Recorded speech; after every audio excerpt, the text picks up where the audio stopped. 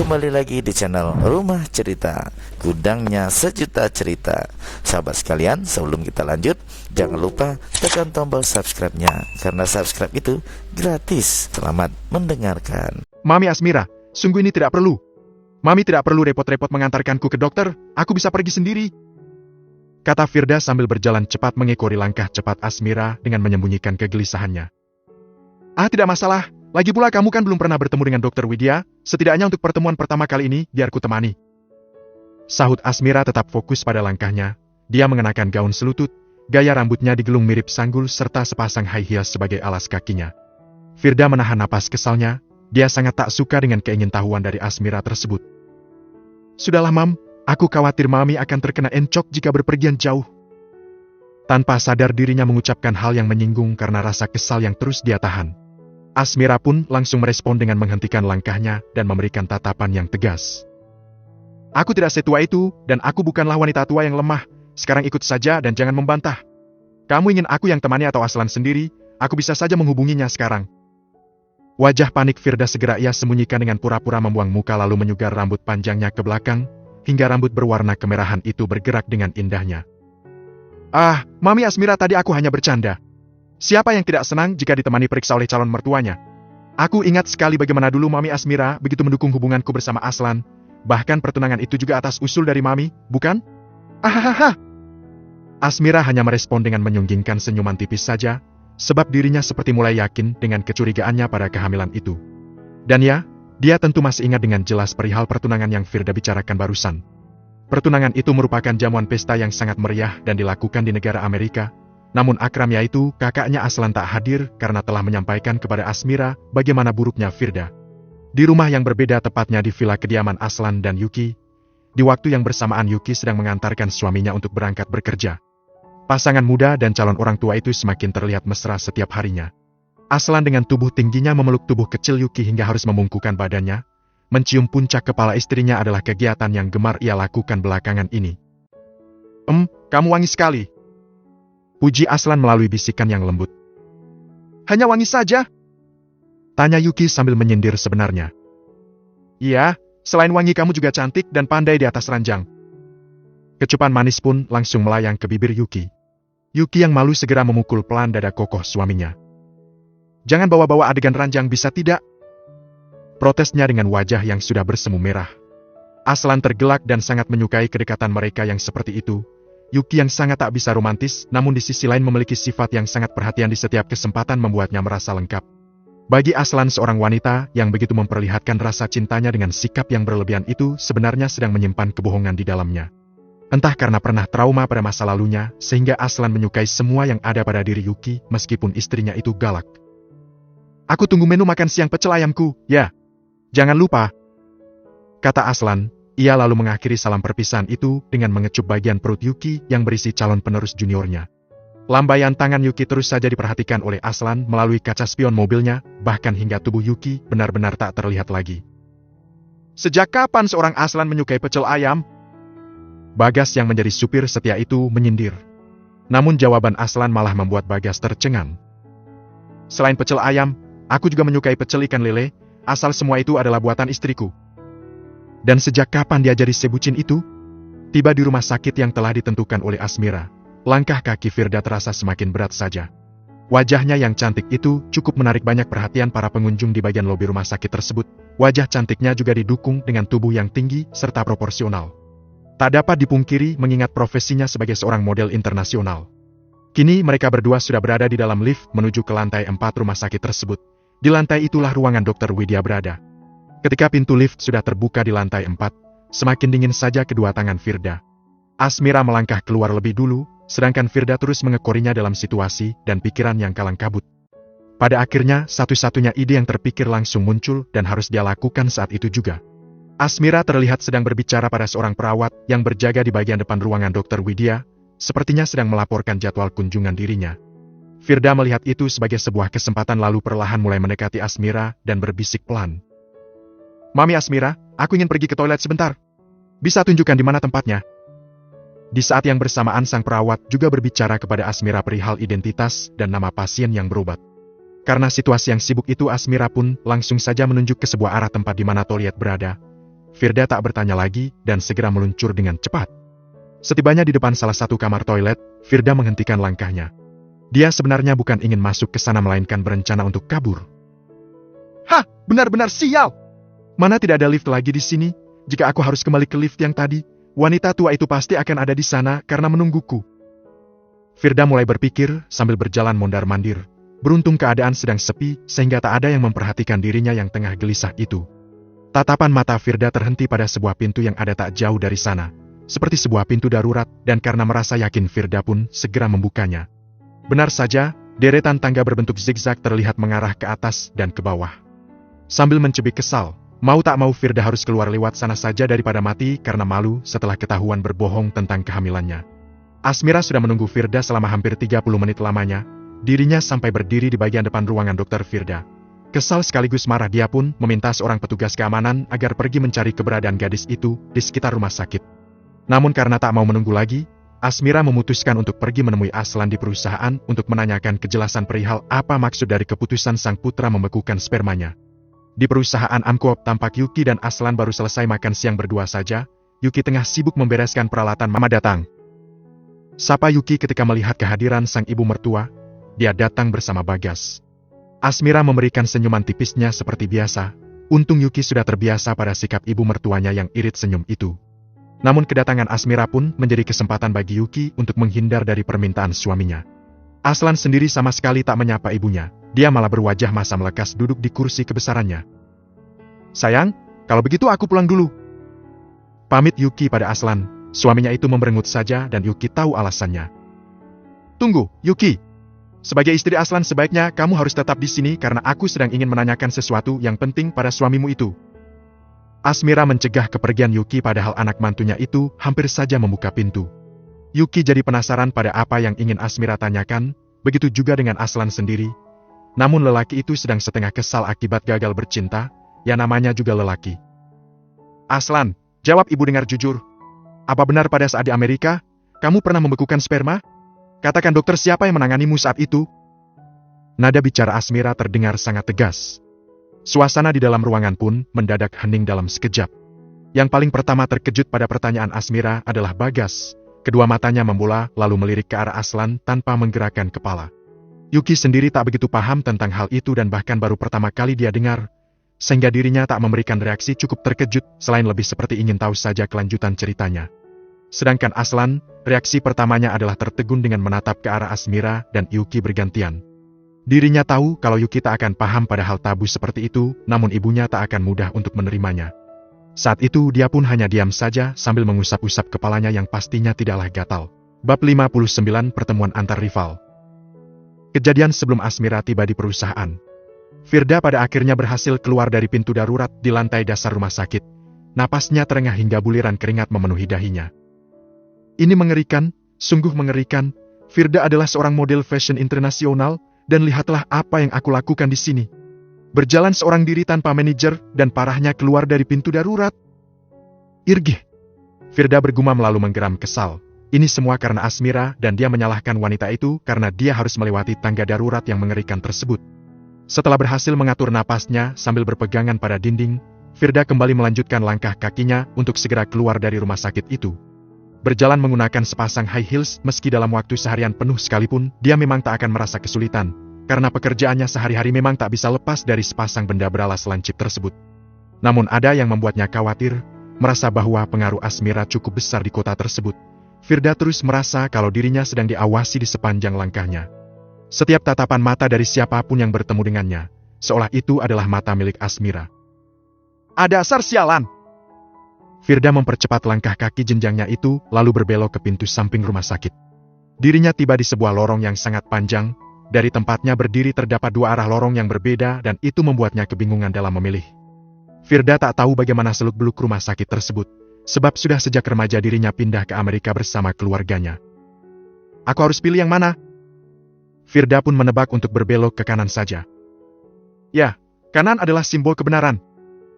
Bisiknya menyemangati diri. Beberapa orang juga terlihat berlawanan arah dengannya. Tak ada yang mengenakan seragam medis, sehingga Firda meyakini kalau orang-orang itu pastilah para pengunjung juga. Merasa aman, dia pun semakin melajukan kecepatan langkah kakinya. Ketika sampai di ujung lorong terdapat dua arah yang berbeda lagi, dengan yakin Firda memilih arah kanan lagi. Dirinya pun sempat bersenandung menikmati pelariannya itu.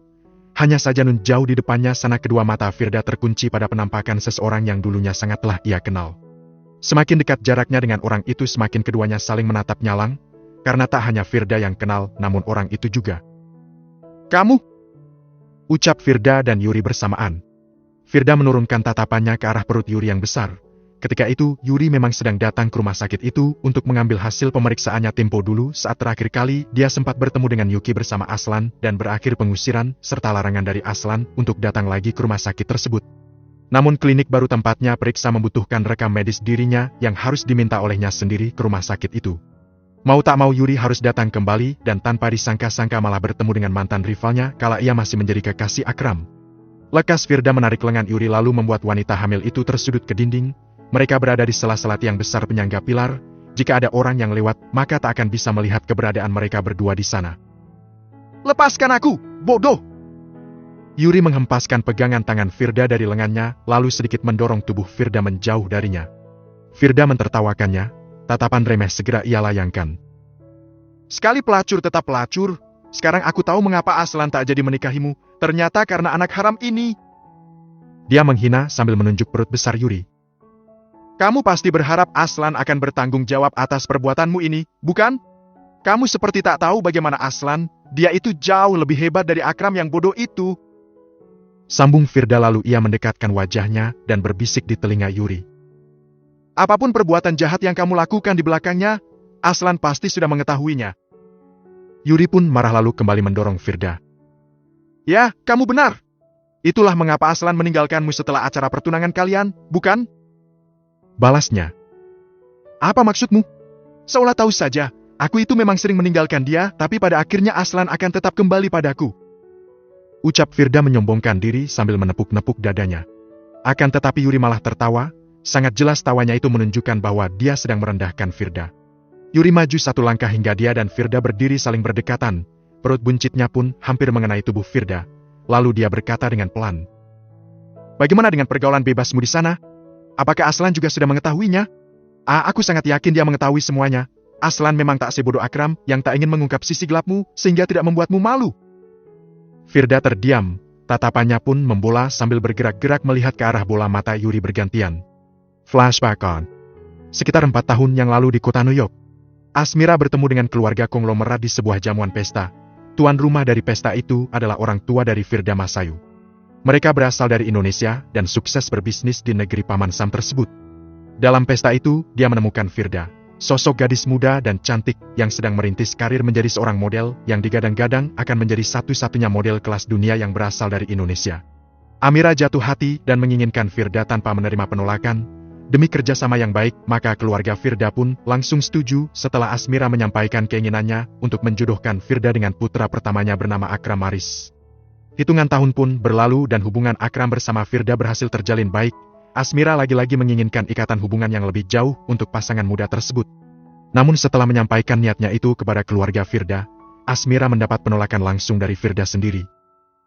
"Mami Asmira, bukan aku menolaknya tetapi Akram sangat jarang perhatian denganku." Begitu alasan yang diberikan oleh Firda kala itu. Asmira pun pulang ke rumahnya lalu bertanya kepada Akram langsung mengenai keluhan yang tadi Firda katakan. Lelaki tampan yang hampir serupa dengan Aslan itu pun memberikan penjelasnya. "Aku bahkan selalu mengiriminya hadiah, emas, berlian bahkan apartemen yang sudah dia punya sampai 10 unit. Setiap Firda habis datang dari berlibur di luar negeri pun aku diminta olehnya untuk menyambut kedatangannya di bandara dengan segudang hadiah. Ibu, aku sudah mencoba semuanya, tetapi sepertinya aku tak bisa melakukan lebih dari itu. Lagi pula sekarang aku harus fokus pada perusahaan." Mendengar itu Asmira menjadi pusing sendiri. Jika Akram sudah begitu menunjukkan perhatiannya, lalu kenapa Firda berasalan sebaliknya? Akhirnya suatu hari Asmira datang berkunjung ke sebuah studio tempat Firda bekerja. Dia bertanya kepada salah seorang di sana di mana keberadaan Firda. Seseorang itu pun segera menunjuk sebuah ruangan dan Asmira segera mengarah ke sana. Dari daun pintu ruangan yang tidak tertutup itu samar-samar Asmira mendengar suara Firda. Dia berhenti di dekat pintu itu lalu mendengarkan apa yang sedang mereka bicarakan di dalam sana. Di dalam ruangan itu sepertinya ada lebih dari 2 orang. Sebab Asmira mendengar suara yang berbeda saling bersahutan. Dan yang mengejutkan adalah pembahasan mereka itu melibatkan nama putranya, Akram. Bab 60 Pengakuan Aslan. Masih lanjutan flashback. Kalian tahu? Aku jengah dengan kekasihku itu, Akram. Ya, dia memang kaya tetapi selalu berada di bawah kendali ibunya. Bahkan dia terlalu lembek dan menurut padaku. Jika tidak aku minta maka dia pun tak punya inisiatif. Itu sama sekali tak membuatku tertantang. Dia bahkan mau mencium jika aku yang mulai duluan. Jelas sekali itu adalah suara dari Firda. Hahaha. Suara tawa dari rekan-rekan Firda saling bersahutan. Asmira pun memutuskan untuk tak jadi masuk menemui Firda. Dari apa yang dia dengar itu Asmira menyimpulkan bahwa Akram memang terlalu baik pada Firda yang lebih suka pada tantangan. Setelah 2 tahun hubungan Akram dan Firda yang lama tak hangat lagi itu kini resmi berpisah. Akram total berada di Indonesia untuk mengemban tugasnya dalam memimpin perusahaan, dan tak pernah lagi bertemu dengan sang adik, Aslan yang kala itu masih menetap di Amerika. Ketika di Jakarta itulah Akram bertemu dengan Yuri. Seperti menemukan obat untuk sakit hatinya, dia pun menjalin hubungan baru lagi. Suatu malam Akram dan Yuri sedang menghabiskan waktu berdua di apartemen yang baru saja Akram beli sebagai hadiah ulang tahun untuk Yuri. Tiba-tiba saja sebuah pesan masuk dari nomor misterius di ponsel Akram yang membuatnya mengerutkan kedua alis ketika membacanya. Ada apa? Yuri jadi penasaran, mengira kalau Akram bisa saja berselingkuh darinya. Namun rupanya isi pesan itu adalah sebuah tagihan sebuah kamar hotel berkelas di negara adida Amerika. Tak hanya satu, namun ada puluhan tagihan yang sudah menunggak. Namun anehnya semua faktur itu beratasnamakan Akram Maris. 15 miliar! Jumlah yang mencengangkan bagi Yuri, namun tidak bagi Akram. Dia hanya heran saja karena tak pernah merasa melakukan check-in di hotel tersebut. Keributan kecil tak dapat terhindarkan antar Yuri dan Akram, padahal malam itu adalah perayaan hari ulang tahun Yuri, seperti sengaja dirusak oleh seseorang yang tak suka pada hubungan mereka. Esoknya Akram bergegas pergi ke Amerika demi menyelidiki siapa sebenarnya yang memesan kamar di sebuah hotel eksklusif beratasnamakan dirinya. Akhirnya setelah datang di hotel yang dituju, Akram mengecek CCTV dibantu oleh keamanan hotel dan menemukan fakta bahwa pelaku pemesannya adalah Firda. Di video CCTV itu terlihat adanya kegiatan pesta yang terdiri dari Firda dan beberapa orang pria dan wanita lainnya. Tak jelas siapa mereka karena Akram sama sekali tidak kenal. Dan yang paling mengejutkan adalah tentang apa yang sedang mereka lakukan di dalam sana. Pesta narkoba dan seks bebas bergilir. Akram menjatuhkan rahangnya melihat bagaimana Firda melakukan hal itu sama seperti lainnya.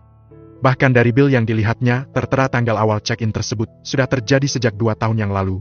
Itu adalah awal hubungannya bersama Firda. Awalnya pihak hotel menolak membuka rekaman tersebut demi keamanan konsumen. Namun karena pemesan kamar adalah namanya, maka Akram pun dibebaskan melihatnya. Akram pun pulang setelah melunasi semua tagihan itu, dengan membawa bukti CCTV itu hubungannya bersama Yuri pun kembali membaik. Lalu 5 bulan kemudian Akram mendengar kalau Firda dan Aslan menjalin hubungan. Awalnya Yuri menyarankan kepada Akram agar lekas memberitahu Aslan perihal bagaimana pergaulan Firda. Namun Akram mengatakan, Aslan itu cerdas, dia pasti sudah tahu sebelum kuberitahu. Lagipula aku takut dia mengira kalau aku cemburu padanya.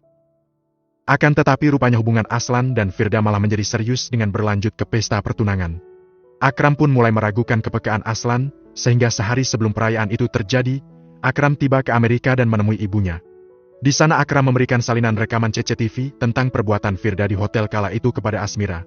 Akram juga mengatakan bahwa belum terlambat untuk menghentikan pesta tersebut. Namun ternyata setelah kembali ke tanah air, Akram mendengar berita kalau pertunangan itu tetap dilakukan. Dia pun pasrah dan hanya bisa mendoakan untuk kebaikan sang adik. Flashback off. Yuri terus memojokkan Firda tentang kisah masa lalunya tersebut, sehingga memancing amarah Firda. Kedua mata Firda sudah memerah dan terlihat aneh dengan kontak lens warna birunya. Sambil menahan tubuhnya yang bergetar itu, nyatanya Firda tetap tak ingin harga dirinya yang memang busuk itu diinjak-injak. Kamu sendiri tak jauh lebih baik dariku. Jalan yang sebenarnya adalah kamu, brengsek! Semburnya. Yuri tak terpancing dengan hinaan tersebut. Aku dan Akram saling mencintai hingga akhir hayatnya. Ketika Aslan meminta untuk menikah, aku merasa sangat bersalah kepada Akram sehingga menangis semalaman. Aku mabuk dan tidur dengan lelaki yang tak kukenal. Aku tidak menyesalinya, karena aku memang tidak pernah mencintai Aslan. Justru jika saja aku berhasil menikah dengannya itu adalah perasaan yang palsu karena cintaku hanya untuk Akram. Dan adikku sangat pantas menjadi istri Aslan. Kamu tahu, aku tak akan membiarkannya. Aku akan melenyapkan adikmu itu. Firda menjadi hilang kendali. Yuri pun tak terima dengan ancaman itu dan tanpa sadar mendorong tubuh Firda ke tiang beton yang besar itu, lalu mencekiknya sekuat tenaga. Kamu duluan yang kulenyapkan! Firda pun kalang kabut, merasa tak mungkin bisa kalah dari wanita yang sedang hamil, namun tenaga Yuri ternyata sangat kuat. Kedua mata Firda sampai berair hampir kehabisan napas. Tiba-tiba saja datang seorang petugas keamanan yang memang sedang mencari keberadaan Firda. Ketika melihat dua orang yang mencurigakan di tempat yang tersembunyi itu, buru-buru dia mendekat dan menggagalkan aksi Yuri. "Tinggi tangkap, di dia ah!" Tunjuk Firda tepat ke wajah Yuri. Di perusahaan, ruangan CEO, Asmira masih menunggu penjelasan dari Aslan perihal pembekuan sperma yang dilakukan oleh putranya tersebut.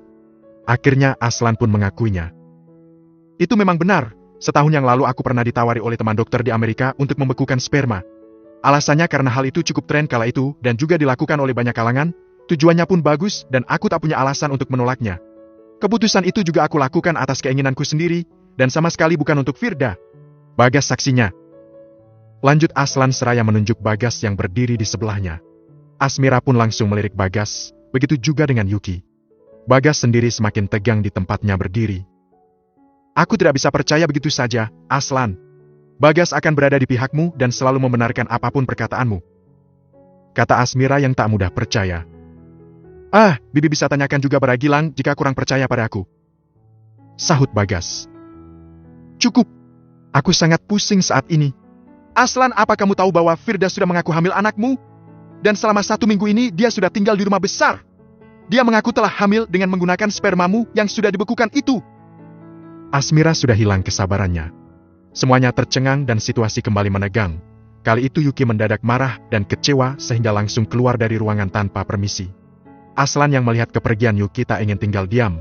Dengan gerakan cepat dia pun mengejar istrinya yang saat itu sudah berada di dalam lift seorang diri. Aslan terus mengejar Yuki hingga tiba di parkiran mobil. Ketika itu Yuki sudah akan masuk ke dalam mobil, namun Aslan mencegahnya duluan.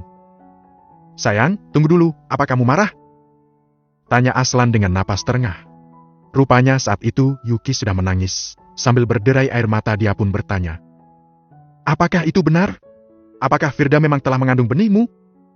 Aslan diam sejenak karena memang tak tahu jawaban yang sebenarnya. "Aku akan menyelidikinya dulu baru bisa mengetahui kebenarannya," ucapnya dengan raut wajah yang khawatir dan itu dapat dilihat oleh Yuki. Dia pun semakin kecewa. "Aku ingin pulang dulu ke rumah ibu." Tiba-tiba Yuki memutuskan sesuatu yang mengagetkan Aslan. "Apa? Kenapa?" tanya Aslan tak percaya pada keputusan itu. "Aku akan kembali padamu jika urusanmu sudah selesai dengan wanita itu." Aslan pun pasrah menatap kepergian sang istri, namun seketika itu menjadi marah pada satu orang, yaitu Firda. Bab 61 tertangkap polisi. Supir yang sedang mengemudikan mobil berisi Yuki di dalamnya itu harus beberapa kali melirik ke arah kaca spion untuk melihat Yuki, sebab nyonya muda itu terdengar sesenggukan tanpa henti. Yuki sebenarnya sudah berusaha menahan tangisnya, namun karena kehamilannya membuat perasaan menjadi sangat sensitif. Jika sedang merasa sedih, maka kesedihan itu akan membuatnya menangis. Biasanya Yuki tidak selemah itu, dan juga tak mudah menangis, meski sesedih apapun keadaan hatinya. Tiba di halaman rumah sederhana ibunya, Yuki bersiap untuk menuruni mobil. Bian sempat bertanya apakah Yuki ingin dirinya menunggu, namun Yuki menyuruh lelaki itu untuk pulang saja ke villa. Maudi, sang ibu sudah membuka pintu ketika mendengar suara deru mobil yang berhenti di depan rumah itu. Ketika melihat kedatangan putri bungsunya dengan kondisi wajah yang basah, Maudi langsung menebak jika Yuki dan Aslan pasti sedang dalam masalah. Apalagi saat itu, Yuki tiba-tiba pulang tanpa menghubungi dirinya terlebih dahulu. "Ibu!" Yuki langsung memeluk sang ibu yang sudah berdiri di ambang pintu. Bibir Yuki memang tersenyum agar Maudi tidak menangkap raut sedihnya. Namun yang namanya ibu pasti punya ikatan batin dengan putrinya tanpa harus diberitahu terlebih dahulu. "Masuklah, istirahat dulu. Ibu hamil harus banyak istirahat, ibu akan buatkan bubur ayam kesukaanmu," kata Maudi dengan lembut. Yuki pun langsung menyambutnya dengan raut senang. "Terima kasih, Bu," ucapnya. "Oh, ya, Bu, di mana Anin?" Yuki baru sadar kalau di dalam rumah itu tidak tampak keberadaan sang sahabat. Maudi pun lekas menjawabnya. "Anin sedang izin hari ini, katanya sedang datang bulan jadinya kurang enak badan." Ah, salah satu penyakit Anin adalah selalu merasa nyeri hebat di perutnya ketika tamu bulanan sudah datang. Mengingat bagaimana rasa sakit yang rutin menyiksa Anin itu, Yuki pun jadi ingin menjenguk sahabatnya itu. Sebab, jika sudah begitu Anin bisa seharian berada di atas kasurnya tanpa bisa melakukan aktivitas apapun, bahkan tidak bisa makan, juga saking parahnya tingkat nyeri haidnya. "Nanti Yuki ingin pergi menjenguk Anin ya, Bu." Namun ternyata Maudi malah melarangnya. Jangan pergi ke tempat lain kalau tidak bersama suamimu, kecuali Aslan mengizinkan dan seharusnya kamu memang wajib minta izin padanya, bukan pada ibu lagi," kata Maudi, di saat itu segera melenggang menuju dapur meninggalkan putrinya itu. Yuki menghela napas panjang lalu mencebik kesal, kemudian memilih untuk masuk ke dalam kamar ibunya. Di dalam kamar itu, Yuki nyatanya tak langsung memilih kasur sebagai tujuan pertamanya. Rupanya dia lebih tertarik untuk membersihkan kamar tersebut. Alhasil dia pun melakukan kegiatan bersih-bersih demi menyegarkan pikiran dari masalah suaminya. Hanya saja semakin semangat Yuki berberes, pikirannya tetap saja tak bisa lepas dari Aslan. Ketika memindahkan bantal, ia terbayang wajah Aslan, menyalakan kipas angin juga ingat Aslan. Ergih. Kesal, Yuki akhirnya memilih untuk duduk di tepi ranjang sambil mengusap-usap wajah dengan kedua tangannya. Lalu kemudian mulai menangis lagi sambil menghentakkan kedua kakinya ke lantai. Tiba-tiba saja terlintas prasangka buruk bahwa jika benar Firda telah mengandung keturunan Aslan, maka bukan tak mungkin kalau Yuki pasti dimadu oleh suaminya karena Aslan haruslah bertanggung jawab pada janin yang dikandung oleh Firda. Baru juga berusia 20 tahun, masa iya aku akan dimadu? Ucap Yuki dengan polos. Suara deringan ponsel memaksa Yuki membuka mata, rupanya sehabis makan bubur ayam buatan ibunya tadi dirinya sempat terlelap sebentar. Nada dering itu bukan berasal dari ponsel milik Yuki, melainkan kepunyaan sang ibu. Yuki bangun dari posisinya, lalu meraih ponsel yang berada di atas meja plastik di sana. Tertera nomor tanpa nama sebagai pemanggil, Yuki mengira mungkin saja nomor itu adalah pelanggan ibunya yang ingin memesan jasa catering. Tak ayal Yuki pun gegas mencari Maudi keluar kamar sambil membawa ponsel itu. Keberadaan Maudi ketika itu adalah di samping rumah sedang mengambil pakaian dari jemuran yang sudah kering setelah dijemur seharian. Bu, ini ada telepon, kata Yuki menghampiri sang ibu. Ketika ponsel sudah berada di tangan Maudi, rupanya keburu mati karena sudah kelamaan berdering.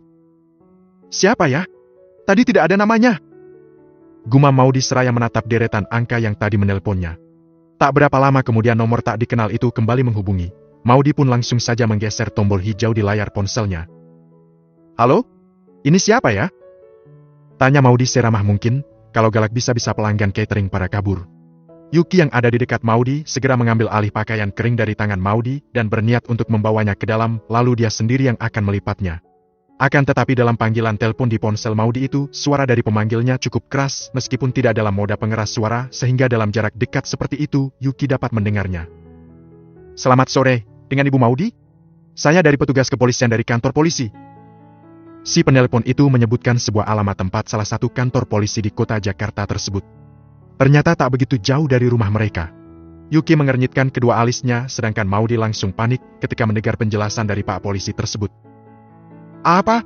Pak? Bagaimana? Putri saya? Yuyuri Hoshi ditahan di sel? Kata Maudi terbata-bata, dari wajahnya saja sudah terlihat pucat karena panik. Tak ingin membuat ibunya semakin panik atau bisa saja kena serangan jantung mendadak. Yuki segera membuang pakaian yang tadinya dia pegang itu lalu mengambil alih ponsel itu dari tangan ibunya. Sini, Bu, biar Yuki saja yang bicara. Mata Yuki mengarah ke tangan Maudi yang mulai bergetar. Yuki jadi kesal, mengira bahwa itu hanya telepon iseng dari banyaknya penipu berkedok oknum polisi yang mengabarkan kalau keluarga mereka sedang tertangkap polisi dengan berbagai alasan. Lalu berakhir dengan meminta sejumlah uang sebagai jaminan agar anggota keluarga tersebut bisa terbebas dari jerat hukum. Segera Yuki menempelkan ponsel itu ke telinganya dan bersiap memarahi si penelpon. Halo! Dengar ya, siapapun Anda jangan bermain-main dengan kami. Suamiku bukanlah orang sembarangan, apa Anda kenal dengan Tuan Aslan Maris? Jika Anda berbohong dan sengaja ingin menipu kami, maka Anda akan menyesal. Untuk beberapa saat tak terdengar sautan dari si penelpon, membuat Yuki semakin yakin kalau tebakannya benar. Hampir saja dia berniat mengakhiri panggilan itu jika saja suara si penelpon tak terdengar. Maafkan aku, Nyonya, apakah Anda adalah istri dari Tuan Aslan yang bernama Nyonya Yuki Hoshi? Tanya polisi itu dengan nada sungkan. Yuki pun langsung ngegas. Ya! Ketusnya. Ya pernikahan Anda pada waktu itu sangat meriah sekali dan sempat ditayangkan di media sosial dalam waktu sepekan. Kalau boleh saya katakan bahwa pada saat itu saya juga ditugaskan sebagai salah satu anggota pengamanan khusus di lokasi pernikahan Anda. Polisi itu malah sempat-sempatnya memperkenalkan dirinya. Yuki menghela napasnya tak jadi marah. Kalau begitu apa benar yang tadi Anda katakan kalau kakakku sedang ditahan? Dia juga melirik ke arah ibunya yang masih berwajah tegang. Polisi tersebut langsung membenarkan. Benar, Nyonya. Tidak mungkin saya berbohong. Maaf kalau sebelumnya saya tidak mengetahui bahwa tersangka merupakan keluarga Anda. Tersangka? Memangnya kesalahan apa yang sudah kakakku lakukan? Yuki mengira kalau Yuri mungkin baru saja melanggar lalu lintas atau ngebut-ngebut dalam mengemudikan mobilnya. Akan tetapi jawaban dari sang polisi kini berhasil membuat Yuki ikutan panik. Begini, 2 jam yang lalu tersangka dibawa oleh satu orang petugas keamanan di salah satu rumah sakit ternama bersama dengan korbannya. Laporan yang kami terima adalah tersangka telah berusaha membunuh seseorang dengan mencekiknya hingga hampir kehabisan napas. Kami juga sudah melakukan olah visum pada korban, dan terbukti terjadi kekerasan di bagian leher hingga merusak beberapa saraf di sekitarnya. Sehingga untuk saat ini tersangka harus kami tahan. Untuk keluarga diperbolehkan untuk menjenguk tersangka di markas besar kepolisian kami untuk melengkapi beberapa berkas administrasinya. Semua keterangan dari polisi itu sangatlah mengejutkan sehingga Yuki sempat terdiam beberapa saat padahal panggilan telepon itu sudah lama berakhir. Yuki, apa yang terjadi, nak? Pertanyaan yang keluar dari sang ibu akhirnya menyadarkan Yuki dari rasa terkejutnya. Ibu, ayo kita pergi ke kantor polisi untuk menemui Kak Yuri di sana. Mau tak mau, meski hubungannya dengan Yuri tidak pernah harmonis, Yuki merasa dia harus tetap membantu sang kakak atas nama keluarga. Bab 62 Yuri ditahan. Setelah kepergian Yuki dalam keadaan sedih tadi, Aslan kembali ke dalam ruang kerjanya dengan raut wajah yang tidak ramah. Setelah membuka pintu dia banting lagi agar tertutup, Asmira terkejut sampai tubuhnya berjingkat, sedangkan Bagas langsung khawatir takut kalau Asmira mendadak jantungan. Pelan-pelan Aslan, kenapa marah-marah begitu? Di mana Yuki? Apakah dia sudah pulang? Meski kaget namun Asmira masih bisa mengendalikan dirinya. Aslan berdiri di samping meja kerjanya, melayangkan tatapan nyalang kepada sang ibu yang saat itu duduk di kursi depan meja tersebut. Itu adalah pertama kalinya lelaki itu memberikan reaksi seperti itu kepada Asmira. Ibu masih bisa tanya kenapa aku begini? Ibu tanya apakah istriku sudah pulang? Ya, dia pulang. Dia pulang ke rumah ibunya karena marah padaku. Dan itu semua gara-gara perkataan ibu. Kata Aslan penuh emosi sambil berkacak pinggang.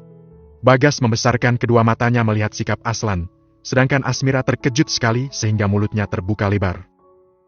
Kenapa kamu menyalahkanku? Apa karena itu tentang Firda? Tebak Asmira. Ya! Sergah Aslan. Bagas semakin membesarkan lagi kedua bola matanya, mungkin sudah hampir keluar isinya, baru kali itu dia melihat sisi lain dari bosnya. Asmira lantas berdiri dari duduknya, merasa kesal dan juga tak terima, enak saja dia yang disalahkan. Jangan asal menyalahkan orang lain, ya. Di sini yang jelas bersalah itu adalah kamu yang berbuat hal sembrono dengan membekukan sperma segala padahal kesuburanmu baik-baik saja. Sekarang jika ada orang lain yang menggunakannya, apakah kamu tidak menjadi bersalah? Asmira mulai menunjuk-nunjuk putranya, pertengkaran antar mereka berdua benar-benar baru pertama kali itu terjadi. Dan satu hal lagi, sudah seharusnya Yuki sebagai istrimu mengetahui ini melalui kamu secara langsung daripada Firda yang datang mengatakan sendiri padanya. Apa kamu bisa bayangkan bagaimana jadinya? Sudah sepantasnya saat ini istrimu merasa kecewa dan meninggalkanmu. Memangnya ada wanita yang mau dimadu? Puas Asmira mengumpuri Aslan. Aslan tertegun tak mampu berkata apapun lagi. Perkataan Asmira menyangkut poligami bahkan membuatnya takut sendiri. Kamu cari di mana Firda sekarang berada karena saat ini dia sedang melarikan diri dariku. Pagi tadi aku sudah mencoba menangani dirinya dengan membawanya ke rumah sakit agar diperiksa kandungannya, tetapi dia malah menghilang begitu saja. Oleh sebab itu aku langsung kemari untuk menanyaimu. Aku pulang. Asmira tak mau berada lebih lama lagi di sana. Setelah berkata seperti itu ibunya Aslan itu langsung keluar dari ruangan tersebut. Aslan memijit kedua alisnya karena rasa pening tiba-tiba saja menyerang. Biasanya lelaki itu selalu sehat dan sangat jarang sakit. Namun saat ditinggalkan oleh sang istri pulang ke rumah orang tuanya, entah mengapa rasanya sakit sampai ke ulu hati. Firda kabur ketika akan diperiksa? Aslan bergumam mengulangi perkataan Asmira tadi, dan tiba-tiba langsung merasa curiga. Gas! Hubungi Dr. Edward brengsek itu! Perintahnya pada Bagas. Wajah tegang dari Yuki dan juga Maudi sama-sama terlihat kala memasuki sebuah kantor polisi sesuai dengan arahan dari anggota polisi yang beberapa saat lalu telah menghubungi ponsel Maudi. Rupanya kedatangan Yuki sudah ditunggu oleh 2 orang petugas karena mungkin mereka sudah dikabarkan bahwa istri dari Tuan Aslan Maris akan menyambangi kantor mereka saat itu. Selamat sore Nyonya dan selamat datang. Kami akan mengantarkan Anda menuju ke sel yang ingin Anda kunjungi. Sapa salah satu dari 2 orang petugas tersebut. Yuki dan Maudi pun saling pandang karena sama-sama heran. Padahal sejak dari rumah tadi mereka sudah tegang duluan karena sama sekali belum pernah berurusan dengan polisi. Maudi sendiri takut bakal ditanya-tanya dan ikut disalahkan atas kesalahan Yuri. Sedangkan Yuki kurang lebih juga satu pemikiran dengan sang ibu. Sisanya dia lebih khawatir pada kondisi kesehatan Maudi sendiri. Ibu dan anak itu segera mengekori 2 orang petugas yang mengarahkan mereka, memasuki lorong-lorong yang lumayan panjang dan terdapat banyak ruangan dengan pintu jeruji. Yuki dan Maudi berbelok ke kiri sesuai arahan. Ternyata di sana adalah sel khusus untuk para wanita. Sampai ke paling ujung lorong dua orang petugas itu akhirnya berhenti. Baiklah, Nyonya, ini adalah sel kakak Anda Nona Yuri Hoshi. Dua orang polisi itu juga membungkuk hormat kepada Yuki. Begitu mendengar nama Yuri disebut sontak Yuki dan Maudi menengokkan kepala ke arah sel tersebut dan tampaklah sosok gadis dengan perut yang sudah besar di dalam sana namun belum menyadari kehadiran mereka berdua. Yuri! Maudi berniat untuk memanggil putri sulungnya yang sedang duduk bersandar dengan mata tertutup di sudut ruang itu, namun suara Maudi malah hilang di udara seperti sedang kehabisan tenaga. Yuki pun memegangi sang ibu dan semakin khawatir. Ibu biar Yuki saja, ucapnya. Namun ternyata Yuri menyadari kedatangan mereka sesaat kemudian. Yuki! Ibu! Serunya cukup keras. Akhirnya mereka bertiga pun saling bertemu mata. Maudi dengan matanya yang berkaca-kaca karena sedih melihat salah satu putrinya di dalam sel seperti itu, sedangkan Yuri dan Yuki malah saling melempar tatapan tajam satu sama lain. Yuri, bagaimana bisa kamu ada di sini? Maudi yang pertama kali bertanya saat Yuri sudah berdiri berhadapan dengan mereka, hanya saja terhalang oleh jeruji besi. Ya, kenapa kakak bisa ada di sini? Timpal Yuki dengan ketus. Dua saudara yang sama-sama dalam keadaan hamil itu masih tak bisa akur. Cih, kenapa kamu datang kemari? Aku tidak minta bantuanmu. Yuri tak kalah ketus. Kalau tidak mau kami datang, maka jangan berikan nomor ponsel ibu pada polisi. Balas Yuki. Yuri yang angkuh itu pun tak rela disalahkan oleh adiknya. Dengar ya, aku itu punya uang untuk keluar dari sini. Aku hanya butuh ibu hadir dan tanda tangan di berkasku, lalu aku akan membayar. Itu saja, pergi sana. Meminta bantuanmu juga tidak pernah becus. Usirnya pada Yuki. Apa maksud kakak? Kapan aku tak pernah becus? Katakan! Tantang Yuki. Yuri pun mendengus kesal karena ditantang seperti itu. Aku hanya memintamu untuk memberikan obat tidur untuk Aslan dan sekarang kamu malah hamil anak dia. Dasar tidak becus! Mendengar perkataan itu Yuki pun naik pitam. Jika tahu aku tak pernah becus, kenapa bukan kakak sendiri saja yang menikah dan memberikan obat tidur itu? Kenapa harus mengorbankan aku? Tidak masuk akal. Yang tidak becus itu ya kakak. Itu karena aku tahu kalau aku yang melakukannya pasti gagal. Bodoh. Aslan itu sangat cerdas. Buktinya dia sudah mengetahui semuanya sebelum pernikahan itu terjadi. Dia bahkan menikahimu bukannya aku. Dan karena aku memang tidak bisa membohonginya lebih lama lagi. Tiba-tiba perkataan Yuri tercekat. Bab 63 Amarah Aslan. Maudi menarik napas dalam lalu menghembuskannya perlahan ketika melihat keributan dua putrinya tersebut. Kalian sudah, hentikan. Malu didengar orang lain, sebaiknya kita bicarakan bagaimana cara agar Yuri bisa keluar dari sini. Ucap Maudi mencoba menengahi. Sebab di belakang Yuki dan Maudi sejak tadi ada dua orang polisi yang merasa heran dengan keributan dua saudara tersebut. Lalu terdengar suara dari salah satu petugas tersebut. Maaf Nyonya, untuk kasus Nona Yuri Hoshi ini kami tidak bisa menyelesaikannya hanya dengan membayar denda saja, karena ini adalah kasus percobaan pembunuhan dan korban sendiri yang melakukan tuntutan. Tiga wanita itu langsung tercengang, apalagi Yuri selaku tersangkanya. Ibu, tolong aku. Rengek Yuri seperti dulu, ketika dirinya selalu ingin dituruti seluruh permintaannya. Maudi mendesah karena mendadak pusing dan kalut. Yuri, kenapa kamu bisa melakukan hal kejam seperti itu? Sejak kapan kamu berubah menjadi gadis jahat seperti itu? Apakah ibu pernah menjahatimu sehingga kamu membalas perbuatan ibu pada orang lain? Ada getaran dari nada bicara Maudi. Yuki langsung mengusap punggung sang ibu untuk menenangkannya, sedangkan Yuri mulai merasa bersalah. Kedua tangan Yuri memegang erat pada jeruji besi itu, sejenak suasana menjadi hening beberapa saat hingga akhirnya Yuri mulai buka suara. Tadi pagi, aku telah mencekik leher seorang wanita, dan aku memang berniat untuk melenyapkannya. Aku tidak menyesalinya, dan itu bukan tanpa alasan. Maudi semakin tak menyangka pada pengakuan itu. Kenapa, nak? Kesalahan apa yang telah dia perbuat padamu? Tanyanya. Yuri menurunkan pandangannya, mendadak kedua matanya mulai berkaca-kaca. Namanya adalah Firda. Dia sengaja datang ke kota ini untuk merusak hubungan Yuki dan Aslan, dan juga dia mengatakan bahwa dia akan melenyapkan Yuki. Seketika itu Yuki menatap Yuri yang masih menundukkan wajahnya. Firda? Jadi wanita itu yang kakak serang? Mengingat nama wanita yang baru saja tadi siang telah mengaku hamil anak suaminya melalui Asmira. Kamu mengenalnya? Yuri bertanya menatap adiknya. Yuki menganggukkan kepalanya. Dia memang sudah datang ke villa seminggu yang lalu dan dia sepertinya mempunyai suatu tujuan. Siang tadi, Ibu Asmira juga mengatakan bahwa Firda mengaku telah hamil anaknya Aslan. Tenggorokan Yuki rasanya tercekat ketika mengungkap hal itu. Maudi dan Yuri sama-sama terkejut. Dalam hati Maudi rupanya itu alasan kenapa Yuki mendadak pulang ke rumahnya dalam keadaan bersedih. Sudah kuduga, wanita licik itu sedang merencanakan sesuatu, kata Yuri penuh amarah. Apa maksud kakak? Tanya Yuki. Wajah Yuri pun mendadak menjadi serius menatap mata Yuki. Dengarkan aku, Yuki. Aku memanglah bukan kakak yang baik bagimu, tetapi Firda, wanita ini jauh lebih mengerikan dari apapun.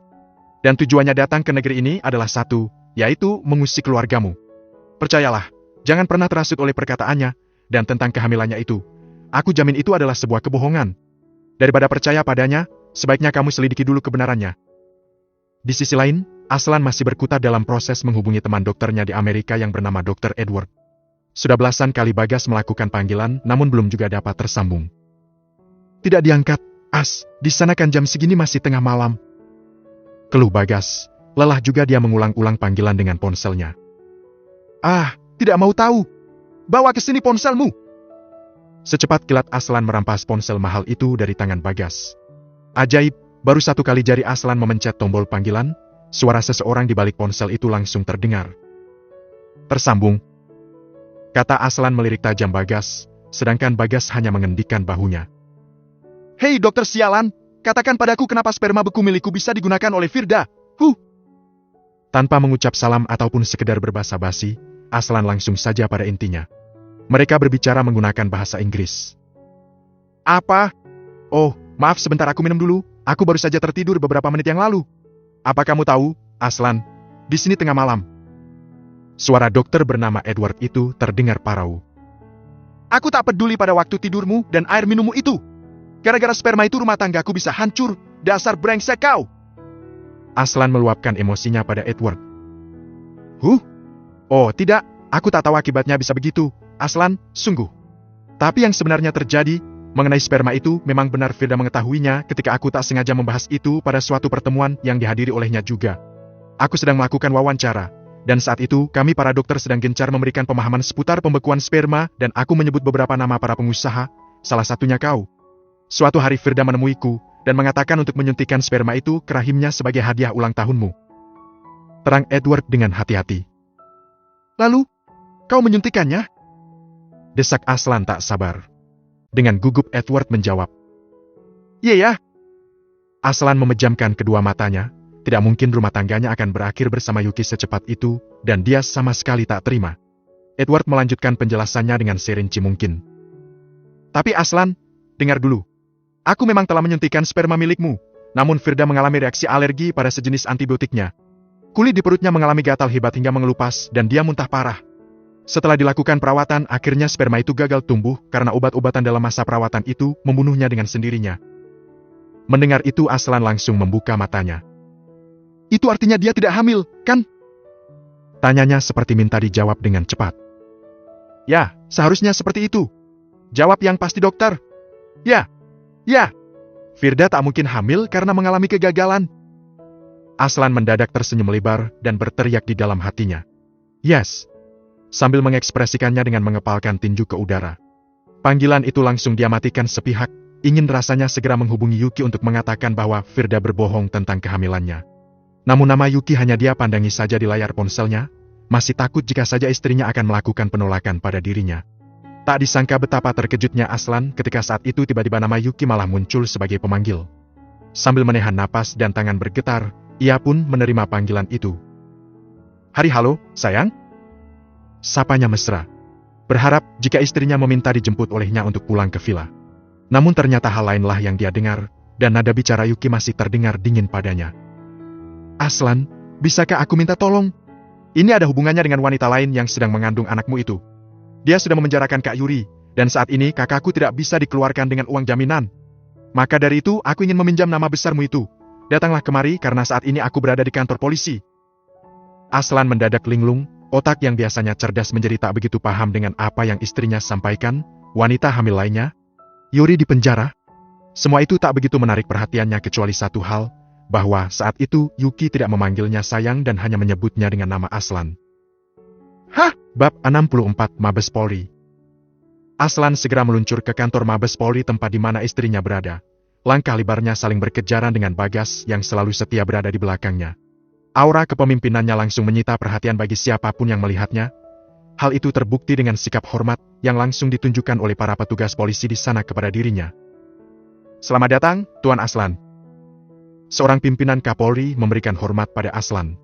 Aslan mengangguk sedikit dan hanya menatap sekenanya, seperti tak begitu berminat. "Di mana istriku?" Hal pertama yang dilakukannya adalah mencari Yuki. "Istri Anda ada di dalam ruang tunggu kami, Tuan. Mari aku antarkan," kata Kapolri tersebut seraya memimpin langkah untuk mengarahkan Aslan ke tujuan. Dari arah samping ruang tunggu itu terdapat dinding kaca yang memperlihatkan keberadaan Yuki bersama ibunya. Aslan tersenyum kala melihat Yuki yang tengah duduk sambil meminum segelas air mineral kemasan menggunakan sedotan. Langkah kakinya pun semakin dipercepat.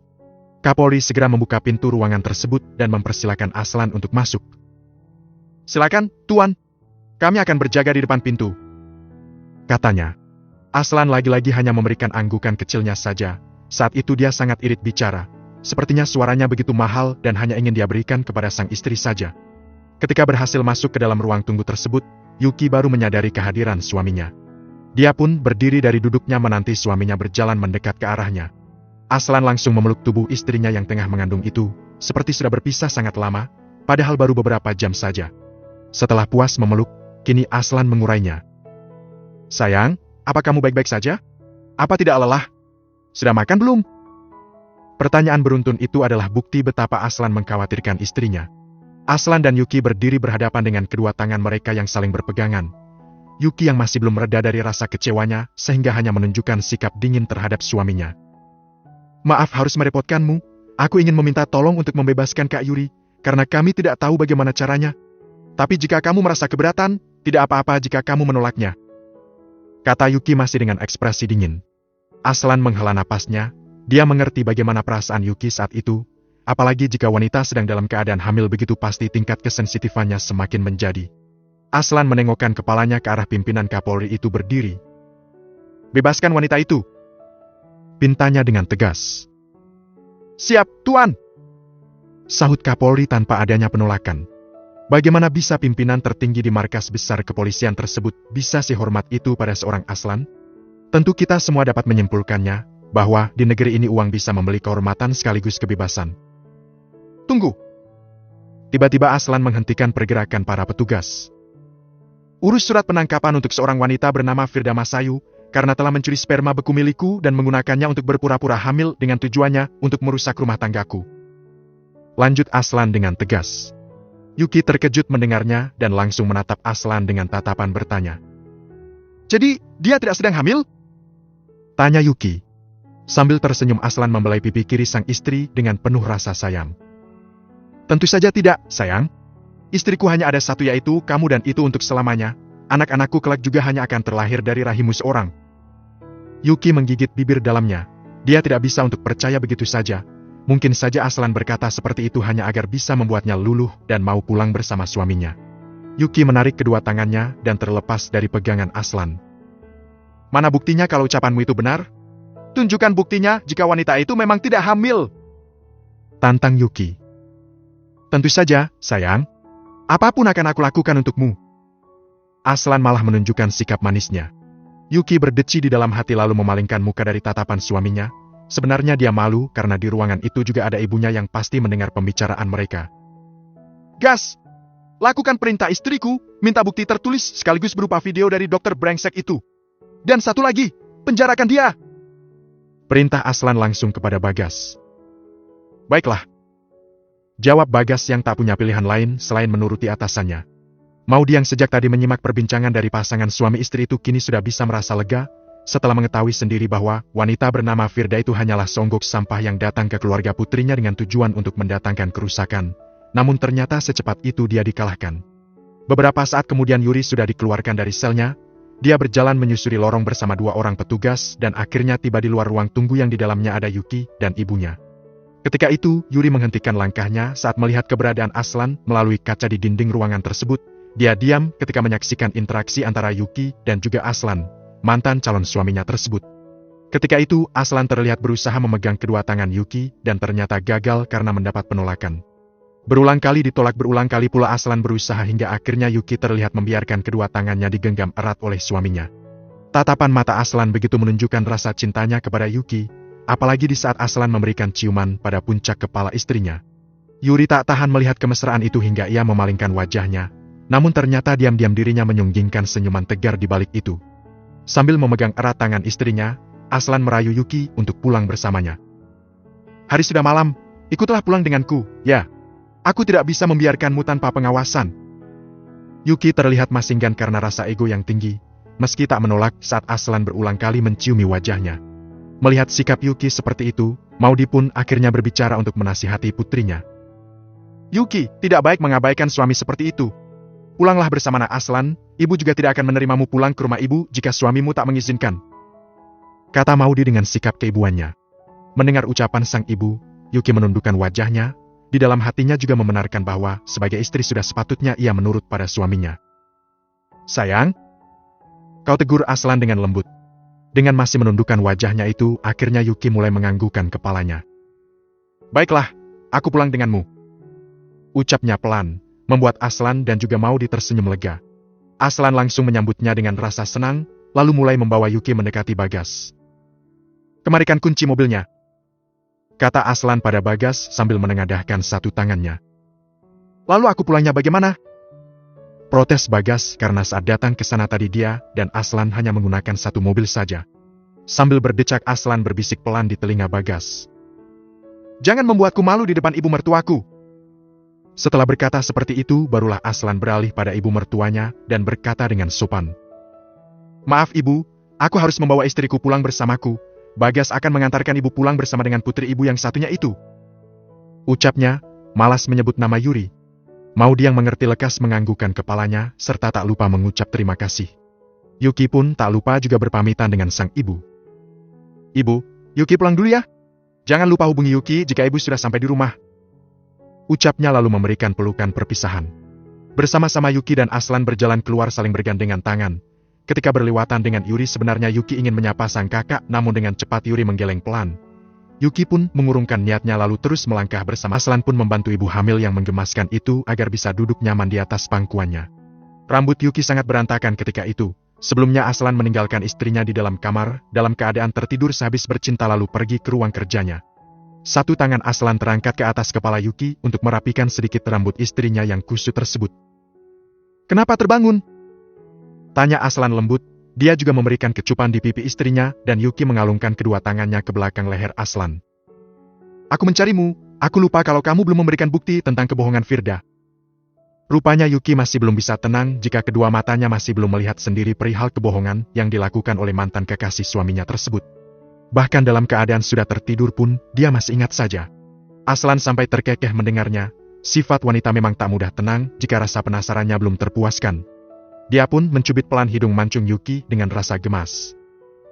Maaf, sejak tadi aku masih sibuk melacak keberadaan Firda, jadinya lupa meminta bukti itu kepada Bagas. Terang Aslan. Kenapa mencarinya? Kamu ingin bertemu dengan wanita itu? Sergah Yuki mulai cemburu. Aslan buru-buru menggelengkan kepalanya. Tidak, sayang. Aku ingin dia ditangkap dan dipenjara, tetapi Firda itu tidak bisa disepelakan. Orang tuanya bukanlah orang sembarang di negara mereka.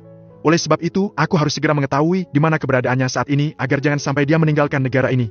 Jika tidak, dia akan hidup bebas di negara asalnya. Terang Aslan selembut mungkin dan semaksimal mungkin mengatur nada bicaranya. Akhirnya Yuki pun bisa memahaminya. Dia juga baru tahu kalau Firda berasal dari keluarga terhormat. Ada rasa rendah diri di hati Yuki jika harus dibandingkan dengan Firda. Namun dia tak akan mau mengalah jika wanita itu berusaha merebut miliknya. Tak lama kemudian ponsel Aslan berdering, ada panggilan telepon dari Bagas. Segera Aslan mengangkat telepon itu sekalian juga mengaktifkan pengeras suaranya agar Yuki ikut mendengarkan. Aslan, Firda sudah diketemukan. Saat ini dia sedang berada di Bandara X tetapi ditahan karena kehilangan visa. Menurutku ada kemungkinan dia meninggalkan benda tersebut di rumah besar ketika sempat tinggal di sana beberapa hari ini. Polisi sudah dalam perjalanan ke bandara itu. Lapor Bagas. Yuki mendengarkan dengan seksama, sesekali melihat ke wajah suaminya untuk mengetahui bagaimana reaksi dari lelakinya itu. Aslan pun langsung menanggapi laporan dari Bagas tersebut. Bagus, jika dia kehilangan visi maka ada kemungkinan itu karena ibu. Dia tidak akan bisa melarikan diri untuk saat ini kecuali ayahnya membantunya. Dan aku ingin bukti dari Edward dikirimkan sekarang juga. Istriku sudah menunggu. Perintahnya tegas. Baiklah, aku kirimkan sekarang. Jawab Bagas patuh. Beberapa jam yang lalu, setelah berhasil menjebloskan Yuri ke penjara, Firda Masayu yang ketika itu sedang melarikan diri dari Asmira segera pergi ke sebuah hotel bintang 5. Di dalam kamar hotel tersebut, banyak berisi barang-barang pribadi miliknya yang sudah ia tinggalkan selama 1 minggu penuh. Ternyata ketika baru tiba di Jakarta, wanita itu sudah memesan sebuah kamar eksklusif di salah satu hotel ternama di ibu kota. Demi menjalankan rencananya, karena yakin Aslan pasti akan kembali padanya seperti yang sudah-sudah, Firda pun akan memulai skenarionya melalui ibu dari Aslan terlebih dahulu. Namun sebelum itu dia lakukan, Firda harus memulai langkah dengan muncul di hadapan Aslan untuk memancing reaksi dari suami Yuki tersebut, dengan keyakinan penuh bahwa Aslan pasti akan terus memikirkan keberadaan dirinya dan mulai mencarinya. Setelah memastikan segalanya, Firda pun bersiap meninggalkan semua barang-barang pribadinya, dan hanya membawa sedikit barang saja khusus untuk bermalam di rumah besar milik Asmira. Sayang 1000 sayang, 1 minggu sudah habis terlewat, namun Aslan belum juga menghubungi dirinya. Firda mulai ragu pada posisinya di hati Aslan, sedangkan orang tuanya di negara Amerika sana sudah berkali-kali menghubungi dirinya untuk bertemu, dan Firda beralasan kalau dirinya sedang menjalani tur pemotretan keliling dunia. Firda tertidur di dalam kamar hotel tersebut dan baru bangun pada pukul 6 sore. Perutnya terasa sangat lapar sehingga ia mulai memesan makanan melalui layanan telepon hotel. Sambil menikmati makannya itu, Firda memikirkan bagaimana nasib percintaannya bersama Aslan. Sial sekali aku kali ini, kenapa Aslan bisa berubah seperti itu padaku? Apa karena istrinya itu? Tak mungkin, tubuhnya cebol dan juga terlihat kampungan, apalagi masakannya itu, sangat menjijikan. Sudah kembali jernih lagi dan segera memutuskan untuk pulang ke negaranya. Firda berjalan dengan santai di sebuah bandar udara dan langsung mengarah ke petugas penyedia tiket penerbangan. Kelengkapan identitas harus dia tunjukkan sebagai syarat untuk melakukan penerbangan, sialnya dia kehilangan sesuatu dari dalam tasnya. Sial! Kemana visaku? Petugas yang melayani melihat gelagat aneh pada diri Firda. Untuk menyikapi situasi seperti itu, maka petugas tersebut harus segera melapor ke bagian keamanan. Karena ada banyak kemungkinan yang sering terjadi jika seorang penumpang terlihat kebingungan dan sebagian besar pasti hal itu berhubungan dengan penumpang ilegal tanpa surat lengkap atau penumpang yang membawa obat-obatan terlarang bersamanya. Malam itu Firda ditahan di ruang keamanan, tasnya disita berikut juga dengan isi di dalamnya termasuk ponsel. Selama ini Firda tak pernah berpergian seorang diri, selalu ada manajer yang mendampingi dan mengatur segala urusannya, maka ketika itu dia alami sendirian, depresi pun kembali muncul. 1 jam lamanya Firda berkutat dengan ratusan pertanyaan dari seorang petugas keamanan, dia lelah sekaligus marah. 1 buah cincin bermata berlian di jari manis dia lemparkan ke arah lelaki itu, dan ya, itu berhasil, Firda mampu meloloskan dirinya lagi. Sialan, di mana visi itu berada? Argih! Pasti ulah Asmira si tua bangka itu. Firda benar-benar dibuat kerepotan malam itu, dengan menaiki sebuah taksi, dia pergi ke rumah besar. Memencet bel hingga belasan kali, namun tak ada satupun yang datang untuk membukakan pintu untuknya. Dia harus kecewa lagi, gagal lagi dan merasa kelelahan. Aku akan kembali besok, ucapnya dengan raut marah. Sedangkan di dalam rumah, Asmira sedang menatap kepergian Firda melalui jendela kaca di lantai 2 sambil menyeruput segelas teh hangat di tangan kanannya. Yuki sedang membaca file di laptop milik suaminya. Masih dalam posisi duduk nyaman di pangkuan sang suami, kedua matanya fokus pada layar. Barusan saja Bagas mengirimkan bukti tentang kehamilan Firda. Isinya terdiri dari beberapa file, mulai dari awal penyerahan sperma beku milik Aslan sekaligus bukti tanda tangan Firda tentang bertanggung jawab penuh atas pengambilan sperma tersebut. Berikutnya ada bukti tertulis tentang proses evaluasi program bayi tabung yang dijalankan oleh Firda di bawah pengawasan Dr. Edward yang berakhir gagal karena tubuh Firda tidak mampu merespon obat-obatan yang disuntikan. Program bayi tabung itu pun dinyatakan gagal dalam waktu 2 minggu. Terakhir ada 2 buah file dalam bentuk video. Yang satu merupakan rekaman CCTV yang menampilkan kejadian di ruang kerja milik Dr. Edward, bahwa dia telah diancam oleh Firda bersama beberapa orang pria yang mengaku bawahan dari ayah Firda. Di sana Dr. Edward diancam sampai menggunakan senjata api. Tak ingin mati di usia muda, maka Dr. Edward pun mengucapkan bahwa dia bersedia memberikan sperma beku tersebut, namun dengan syarat bahwa Firda harus berada dalam pengawasannya selama proses pengobatan. Di video yang kedua adalah merupakan rekaman dari Dr. Edward sendiri, yang berisi pengakuan serta permohonan maafnya kepada Aslan. Aku membuat rekaman ini pada dini hari, Aslan aku akui aku bukanlah teman terbaikmu. Sejujurnya aku tidak menurut begitu saja pada Firda, mengenai kegagalan dalam program bayi tabung itu merupakan skenario yang sengaja kubuat. Aku menambahkan sebuah zat yang akan menolak sperma itu dengan sendirinya agar tidak berkembang dalam rahim Firda. Ketika itu berhasil, kupikir Firda akan menyerah dan mengenai pengambilan sperma itu tidak akan sampai ke telingamu. Namun ternyata Firda berbuat lebih yang tidak kuduga sama sekali. Aslan, sebagai temanmu, tolong jangan hancurkan karirku, maafkanlah aku. Setelah menyelesaikan video terakhir itu, Yuki terdiam beberapa saat sedang termenung. Dia yang amat mudah kasihan mendadak lunak pada Dr. Edward. Aslan mengecup singkat bau kiri Yuki karena melihat istrinya itu tak memberikan tanggapan apapun. Bagaimana, sayang? Menurutmu hukuman apa yang pantas diberikan untuk dokter bodoh itu? Tanya Aslan, padahal dia tahu kalau Yuki tak akan tega. Bukannya menjawab, Yuki malah semakin erat mengalungkan tangannya ke belakang leher Aslan. Tolong bawa aku ke kamar, sayang. Aku ingin tidur saja. Siap, sayangku.